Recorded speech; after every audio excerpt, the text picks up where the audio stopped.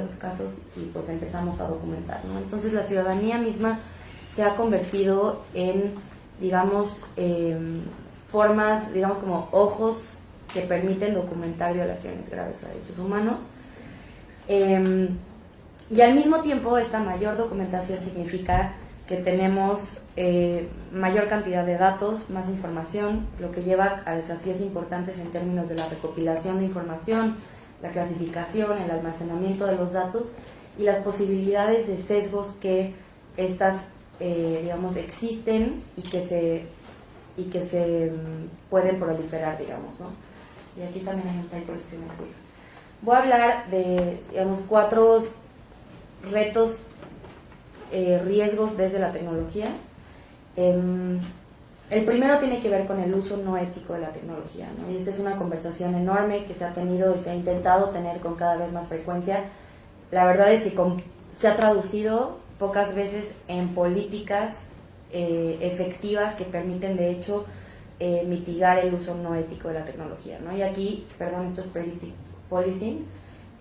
Voy a dar un ejemplo muy rápido sobre un caso, uno de los muchos casos que hay en el mundo de uso de vigilancia predictiva, por decir alguna traducción, que se traduce en muchísimos sesgos, ¿no? El segundo caso que voy a hablar es el uso de datos biométricos en contextos de ayuda humanitaria. Voy a presentar rapidísimo un caso de Jordania, solamente platicadito. El caso de vigilancia digital, que es un caso, digamos, como uno de los mayores retos también que se vienen desde la tecnología, el uso de tecnología en el contexto de violaciones graves a derechos humanos, y sesgos, por último, desde el diseño de la tecnología misma, ¿no? Entonces, bueno, voy a iniciar rápidamente contando el caso de vigilancia predictiva. Este es un caso que se ha documentado en Oklahoma.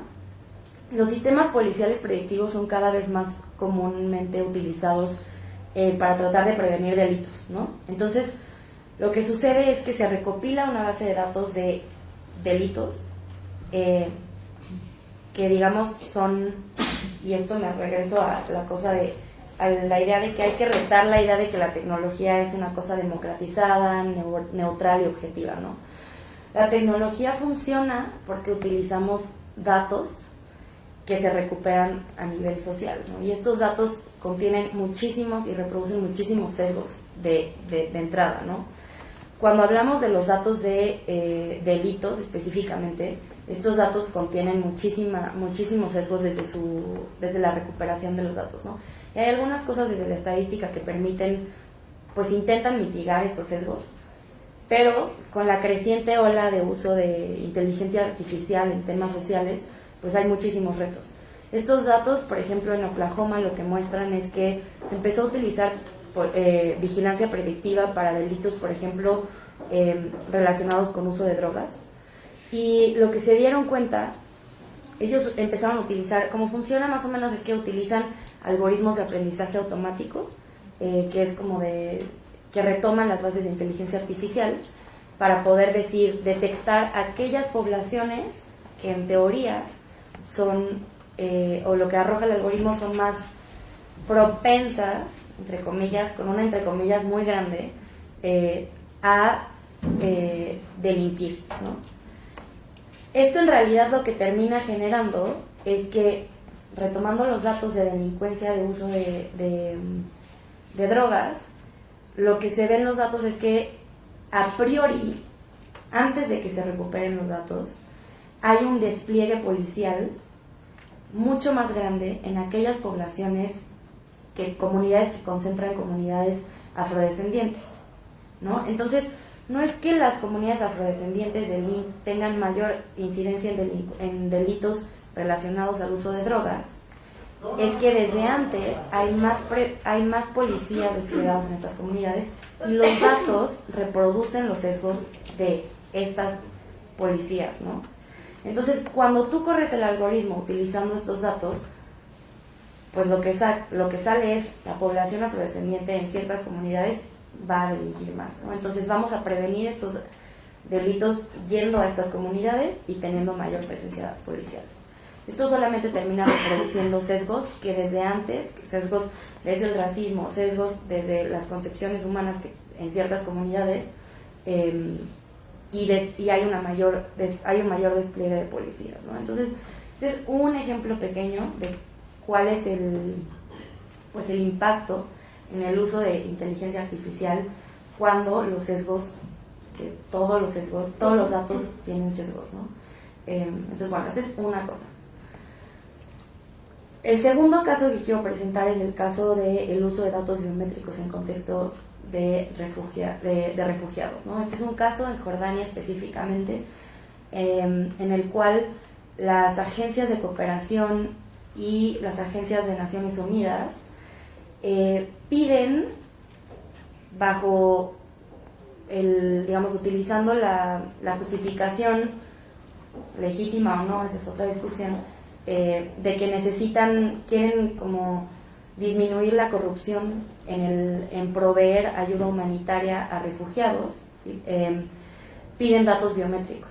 Entonces piden datos biométricos para que cuando tú vayas a pedir tu ayuda humanitaria te puedan reconocer a través de huellas dactilares y reconocimiento facial, ¿no?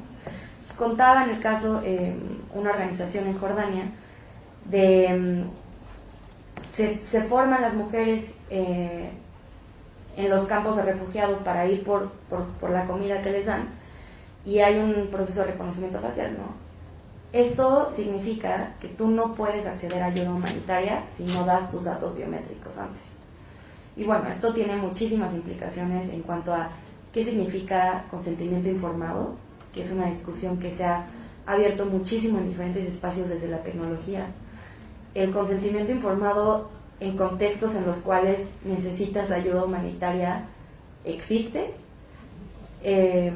¿Realmente es un consentimiento o es una cosa a la cual tú dices, ok, te voy a firmar el papel, ¿no?, para que tengas mis datos biométricos porque necesito esta ayuda humanitaria, ¿no? Eso abre una discusión enorme sobre cómo es el uso de la tecnología en ciertos contextos, y lo que se ha determinado en diferentes foros internacionales es que como una máxima universal desde las tecnologías tendría que ser: no debemos experimentar con tecnologías en procesos o en contextos de ayuda humanitaria, ¿no?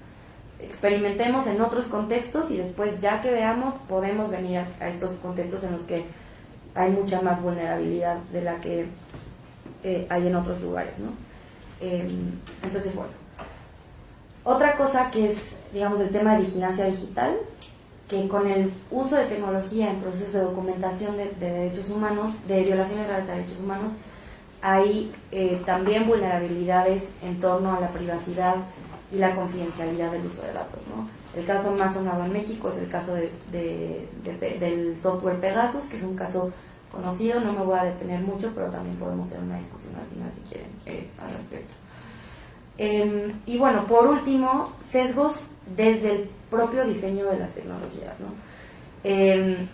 Hay muchos celulares que generan huellas digitales sobre, por ejemplo, cuando yo tomo un video o una cámara, que se pueden extraer los datos de la información de dónde se tomó ese video, dónde se tomó esa fotografía, en qué contexto, quiénes estaban. El uso de reconocimiento facial es cada vez como pues más cuestionado en contextos de violaciones graves a derechos humanos o en contextos de conflicto. Está el caso muy reciente de Hong Kong, en el cual en las protestas se organizaban las mujeres y los hombres para tirar las cámaras porque son cámaras que se utilizan con reconocimiento facial para usos, digamos, sospechosos, ¿no? En México, en la Ciudad de México específicamente, ahora está una política pública, una política implementándose de incrementar muchísimo las cámaras en el espacio público, un poco con el contexto de mayor posibilidad de accionar protocolos de búsqueda, por ejemplo, que preocupan, ¿no? O sea, preocupan porque no queda muy claro cuáles son los candados que se van a implementar para el uso de estos datos, ¿no? Entonces, ese es, digamos, son pequeños huecos, que no son pequeños, que terminan siendo huecos enormes en cuáles son las posibilidades de uso de datos en diferentes contextos, que como inicié diciendo es como de los desafíos más grandes, es que los beneficios más importantes de la tecnología son aquellos mismos que generan pues estos retos enormes, ¿no? Bueno, esto era un mapa que les quería enseñar sobre vigilancia predictiva. Híjole, bueno, pero no se ve muy bien. Este es nada más como una distribución muestra la distribución de perfiles raciales en Oklahoma, y aquí este circulito, este círculo de acá es en donde, esta es la distribución de los usuarios de drogas en la comunidad, y ahí es en donde se concentró el despliegue mayor de policías, en ese puntito, ¿no? Y resulta que en ese puntito también es en donde hay mayor concentración de poblaciones afrodescendientes. Entonces, bueno, eso solo lo había puesto, perdón que no lo presenté antes cuando estaba hablando del caso, pero solamente como un poco para que veamos cómo se distribuye la población y pues el efecto que genera el uso de estos datos en vigilancia predictiva, ¿no? Entonces, bueno, ya solamente para ir cerrando, quiero presentar también como casos de uso, como de usos un poco más éticos o de las ventajas del uso de la tecnología en estos contextos, ¿no? Lo primero es el tema de procesos de documentación sistematizados que permiten accionar datos, ¿no? Y esto es directamente relacionado a la generación de software de documentación. Ahí hay un caso que se llama, de una aplicación que se llama Martus, que es generado por una empresa estadounidense que se llama Benetech, que es una empresa que lleva pues 25 años existiendo y que utiliza desde la creación, desde el diseño de la tecnología, una perspectiva de derechos humanos. Es una aplicación que permite documentar violaciones graves de derechos humanos a distancia, o sea, en remoto, y que da la posibilidad a las personas que están documentando de borrar de todos los servidores desde la misma aplicación en cualquier momento de emergencia la información, ¿no? Otro caso ahí interesante es el caso de Numina, que es una organización que está basada en Estados Unidos también, que hace cámaras que se ponen en la ciudad para tener, por ejemplo, más datos sobre urbanismo, información que pueda mejorar la movilidad en la ciudad. Ellos están presentes en diferentes lugares en Estados Unidos, ahora la más reciente es en Nueva York, que utilizan inteligencia artificial para mejorar la movilidad de las personas, pero desde la creación, desde el diseño de la tecnología, no permite el uso de reconocimiento facial para gobierno. Y bueno, aquí tenía que hacer un mini comercial, discúlpenme. Nosotras estamos también trabajando en una aplicación que desde el diseño, esta es una aplicación que utiliza, que recupera testimonios de víctimas o familiares de diferentes tipos de violaciones graves de derechos humanos, y que a partir de esta información hace un proceso de sistematización y de análisis automatizado que también permite, desde su diseño, tomar en consideración diferentes posibilidades de resguardo de información y borrar la información desde igual como diferentes puntos de forma automatizada, ¿no? Una de las cosas como ventajas también en la parte de tecnología digital, que tiene que ver con un poco más y ligado a la comunicación digital, es la potencialidad de lo viralizable, ¿no? El caso de Karen estos últimos días ha sido pues como muy claro en el sentido en el que la tecnología en las redes digitales permite la posibilidad de viralizar casos y de visibilizar también aquellos casos que normalmente no se podrían visibilizar de otra forma, ¿no? Y aquí un paréntesis enorme, gigante, es que lo que se reproduce en las redes sociales también es aquellas cosas que se reproducen otra vez los sesgos que existen desde la población, ¿no? Entonces, por supuesto que un feminicidio de una mujer indígena en un espacio rural quizás, en donde no hay acceso a internet, no será posible que se viralice, ¿no? A diferencia de un caso como el caso de Karen, ¿no? Entonces, como que esto es algo que siempre tenemos que retar. Y ya me voy a apurar muchísimo. Lo último, y que creo que es una cosa muy importante, no lo último, el penúltimo, es que permiten las tecnologías compartir información en tiempo real, y eso genera muchísimas posibilidades en términos de quiénes pueden compartir información desde el activismo y desde las propias víctimas y defensores y defensoras de derechos humanos.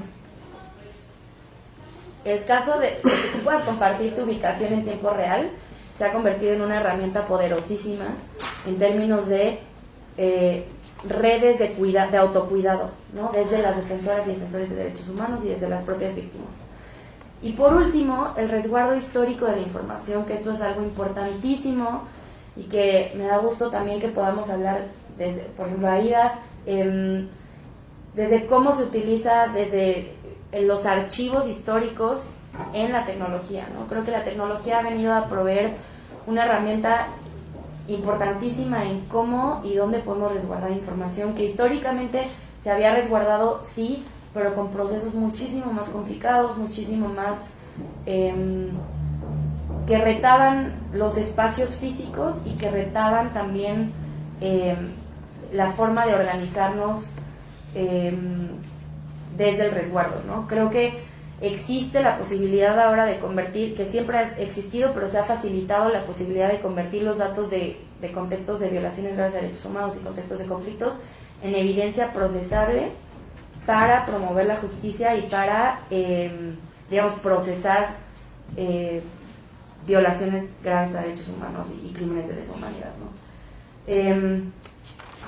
Y bueno, creo que ya lo último que quiero decir es que uno de los retos como más importantes, y me da gusto para ya pasar la voz a mis demás, a los compañeros, es que hay un reto gigantesco en términos de cómo comunicamos desde la tecnología y desde las ciencias, ¿no?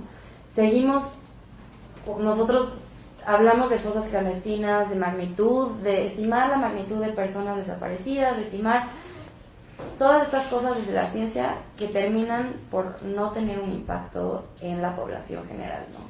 Y creo que este es uno de los retos más grandes que tenemos, y para mí la apuesta tiene que ir en la posibilidad de conjuntar el arte, el periodismo, los datos y la tecnología de los derechos humanos para poder hablarle a un público muchísimo más grande desde un lugar que haga mayor sentido a todas y a todos, ¿no? Entonces, bueno, con esto termino y pues feliz de abrir la voz a preguntas. Muchas gracias. Muchas gracias.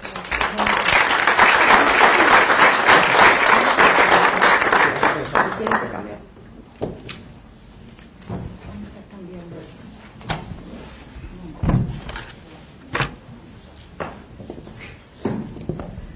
Bueno, espero no invertir mis 15 minutos en descifrar cómo se usa salida de la... Bueno, muchas gracias a Flaxo, a los compañeros de mesa, al observatorio por haberme invitado a reflexionar, no desde la academia, porque yo no pertenezco a la academia, sino desde mi experiencia como artista cuya identidad se construyó alrededor de este tema que nos convoca hoy, el tema de los desaparecidos, el tema de las violaciones a los derechos humanos. Yo desde chiquito viví el contacto con el drama, tantos amigos, no fue el caso por suerte de mi familia, cuyos padres fueron desaparecidos, y me marcó de tal manera que no pude evadirlo, y no solo no pude evadir el tema en mi propia obra, sino que terminó constituyendo, casi diría, el pedazo más importante de la identidad, de lo que yo hago como músico. Para hablar un poquito de arte y comunicación en este tema, yo me voy a restringir a la música, y de la música a un lugar muy específico que es la canción, porque no daría tiempo de hablar de muchas otras expresiones artísticas. La canción como enorme elemento de comunicación y que se refiere además un poco, no al contrario, pero complementando lo que puede aportar la ciencia, el razonamiento, la abstracción, apela a la emoción, y en el momento en que apela a la emoción tiene una contundencia enorme en lo que transmite. Podemos repetirnos muy rápidamente al caso de Guernica y poder decir que en México, en Latinoamérica, estamos generando continuamente nuestros propios Guernicas sobre el tema.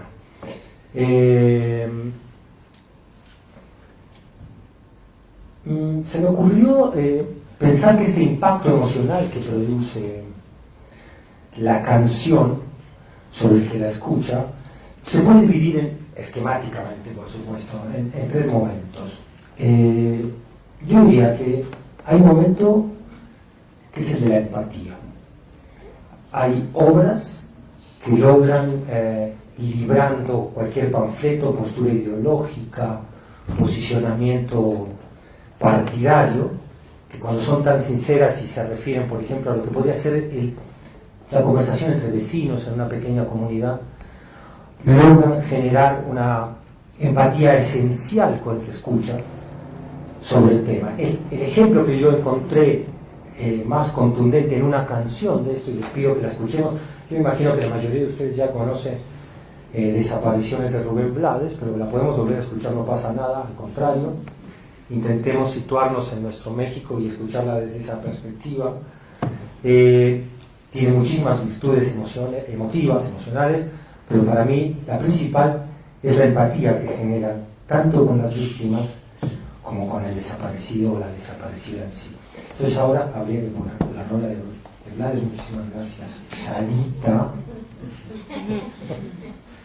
¿Qué haríamos sin ti, Sarita? Escuchemos Desapariciones de Rubén Blades.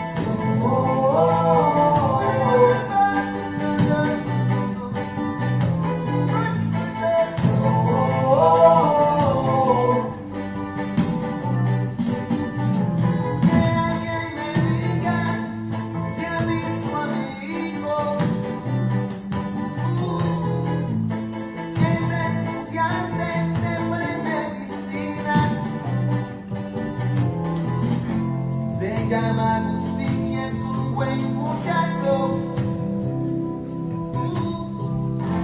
A veces es terco cuando miran, lo han detenido,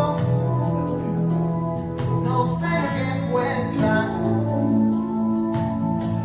Pantalón blanco, camisa rayas, paso anteayer.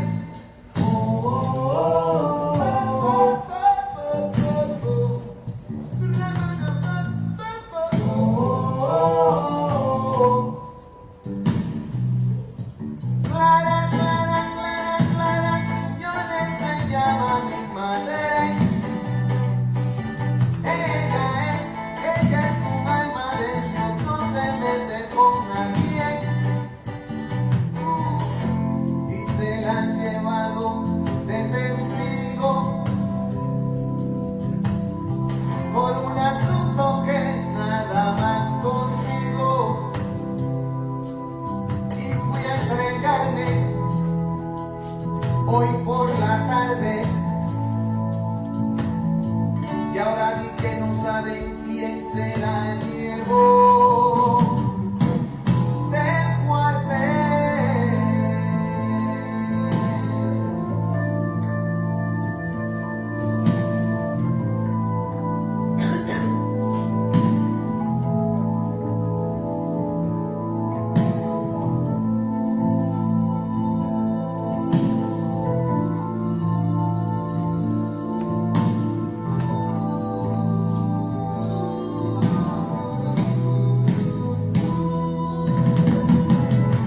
Anoche escuché varias explosiones, putum, patam, putum, vete, tiros de escopeta y de revólver,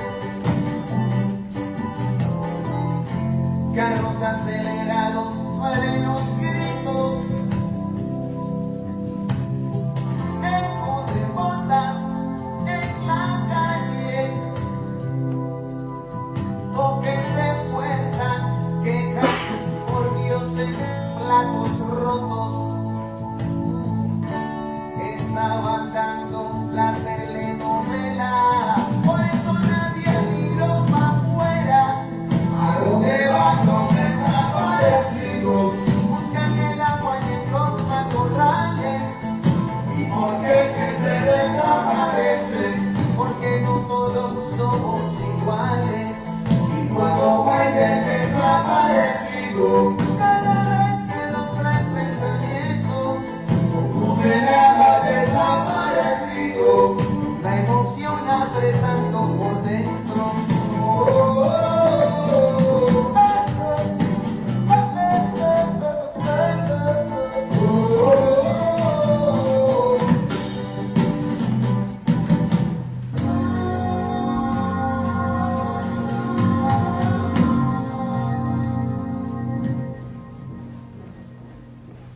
Bueno, ese fue Rubén Blades. Cuando yo escuché la canción la primera vez, era un chavito de 15 años, escuchaba rock and roll nada más. Y me di cuenta que el mundo era mucho más grande a través de esta rola.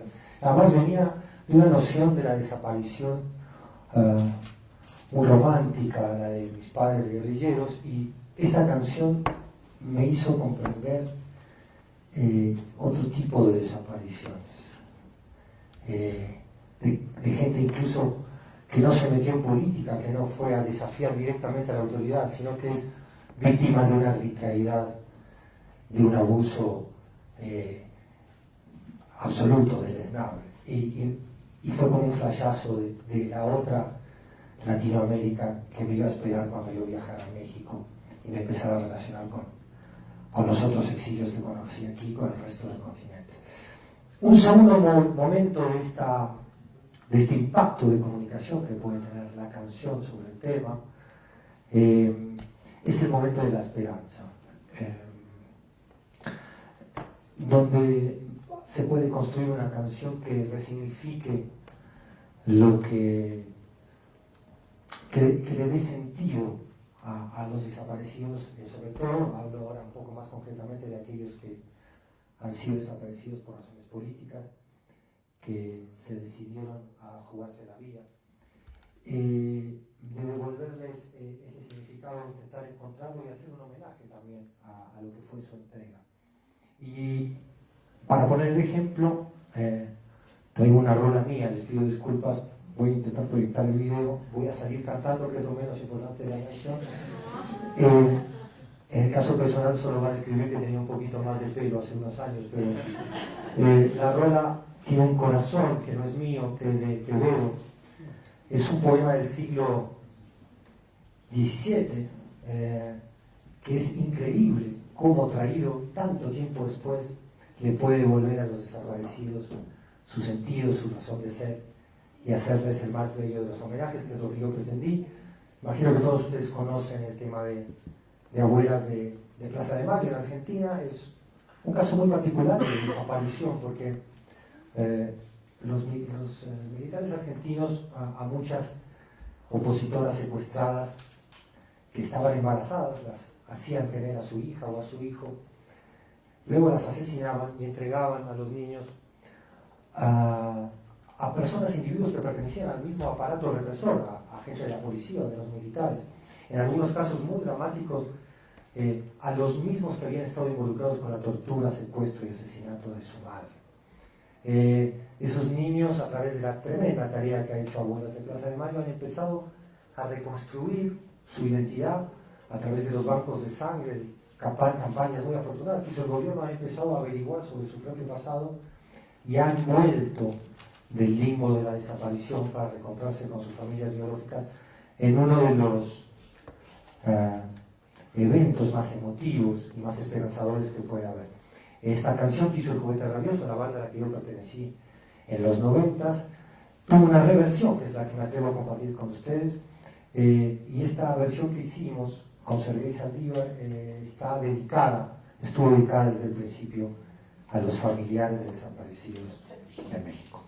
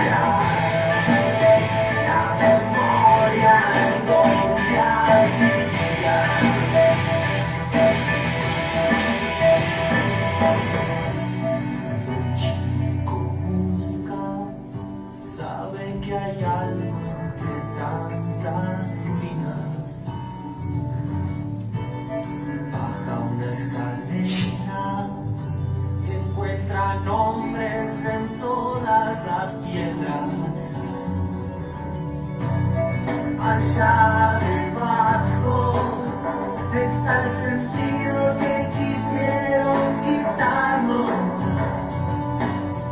El tren de fuego abre las tumbas y besa los cráneos.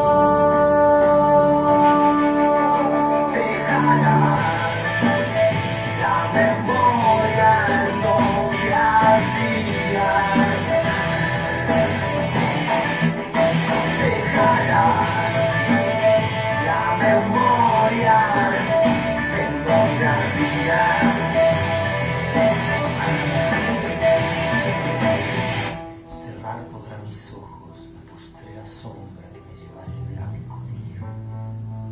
desatar esta alma mía, ora su afán ansioso lisonjera. Mas no des otra parte en la ribera, dejará la memoria en donde ardía, nadar sabe mi llama en agua fría y perder el respeto a ley severa. Alma quien todo un dios presión ha sido, venas de tanto humor a fuego han dado, médulas que han gloriosamente ardido, su cuerpo dejarán, no su cuidado, serán ceniza mas tendrán sentido, polvo serán, mas polvo enamorado.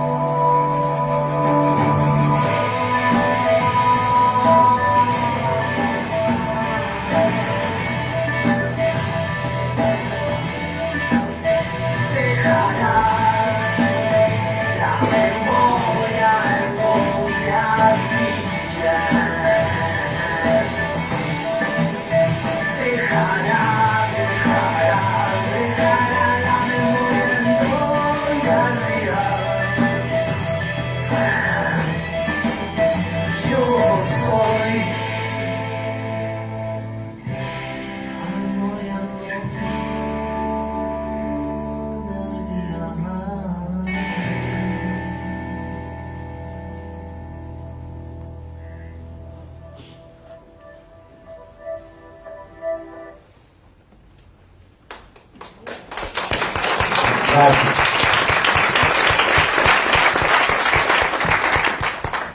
Bueno, y concluyendo, identificaría un tercer momento del impacto del arte, en este caso de la canción, en la comunicación, en este caso del tema de las desapariciones, que es el de la acción, el momento de la acción. Recuerdo, muy brevemente les cuento, no, eso ya es otro asunto, pero ya es Animal Juego, ya es otro. Habíamos formado en los 90s un grupo al que bautizamos, por supuesto Hijos México, donde nos reuníamos chavos sobre todo del exilio argentino, pronto uruguayos, pronto chilenos, del exilio sudamericano. Y cuando saltó el caso Cavallo, no sé si ustedes se acuerdan de este impostor, ex represor que fue capturado finalmente en México, por suerte gracias a la acción mancomunada de mucha gente, uno de los cuales fuimos Hijos México, tuvimos que salir de las empanadas y el vino tinto y saltar a los desafíos del activismo. Y recuerdo la primera manifestación que hicimos en frente de Relaciones Exteriores, llegamos muy emocionados y el primer shock que tuvimos no lo propició ni la autoridad ni el tema que traíamos, sino Rosario Ibarra, parada, esperándonos en su digno silencio, en su solidario silencio. Iba acompañada de unos chavos magníficos que hicieron muy pronto nuestros amigos y que fueron a la primera reunión de lo que nosotros llamábamos Hijos México y nos dijeron: oiga, nosotros somos hijos de desaparecidos mexicanos, ¿somos Hijos México o qué? Sí, claro, por supuesto. Y eso alteró y cambió, por suerte y para bien, la dinámica de ese grupo que teníamos en ese momento. Problema que deben estar enfrentando ellos mismos ahora con los nuevos hijos, que no necesariamente son hijos de desaparecidos políticos, que deben estar llegando a decir: nosotros también somos Hijos México. En ese momento, ¿qué nos unió? ¿Qué nos dio identidad? Una rola. Hicimos un rap que no tenemos ni tiempo ni la logré encontrar de escuchar, pero ese rap tremendo nos dio la identidad que en ese momento necesitábamos para entender que todos éramos Hijos México. Y para acabar, le traigo al observatorio una propuesta, porque no se va a venir a opinar sin proponer. No, yo creo que estaría padre. Yo sé que son los delirios de los artistas, por eso nos invitan una vez y luego quizás no nos repiten la invitación. No sé de recursos, de tiempo, pero me parece genial si se hace como complemento del observatorio un acervo que podría empezar solo de canciones, de cómo están respondiendo localmente los músicos, los compositores de los pueblos, con sus guitarras, con sus instrumentos, cómo están generando canciones acerca del tema. Y si más tarde esto crece, y yo por supuesto ofrezco mis recursos y lo que se pueda para que esta idea llegue a buen término, después sería lindísimo que esto se convirtiera en un objeto, en un libro, disco, que pudiera acompañar quizás si vale la pena la charla del observatorio. Muchísimas gracias.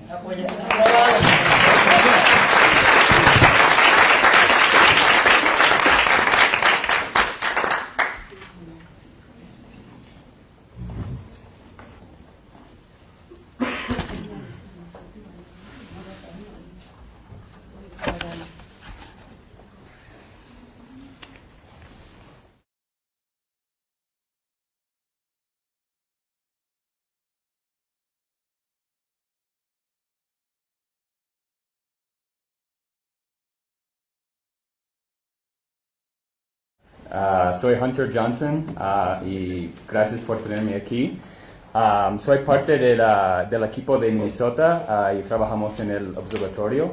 También soy cineasta y trabajo en documentales. Y como parte del observatorio, como ustedes ya saben, hemos hablado de esto hoy, que nuestro trabajo del equipo de Minnesota es trabajar en el papel de la prensa. Y he estado trabajando con ese equipo por 1 año y medio. Y a través del trabajo que hemos hecho, también he conocido bastantes personas que trabajan en el tema aquí en México, incluyendo unos periodistas excelentes. Así que decidí, sería interesante como contar la historia de su perspectiva y cómo lo hacen, por qué lo hacen, sus motivos. Y principalmente he conocido 2 periodistas en Guadalajara y se llaman Darwin Franco y Dalia Sosa. Y son periodistas independientes y son excelentes, hacen un trabajo súper excelente y yo quería como contar su historia. También es un proyecto en desarrollo, así que lo que voy a enseñar ahorita es como una primera versión. Entonces agradezco mucho como las reacciones de ustedes y sus comentarios porque todavía va como en proceso. Pero esto es una parte y es como he empezado, pero también como lo más que trabajo en este tema he conocido más personas y me gustaría también contar la historia de la perspectiva de la respuesta del gobierno.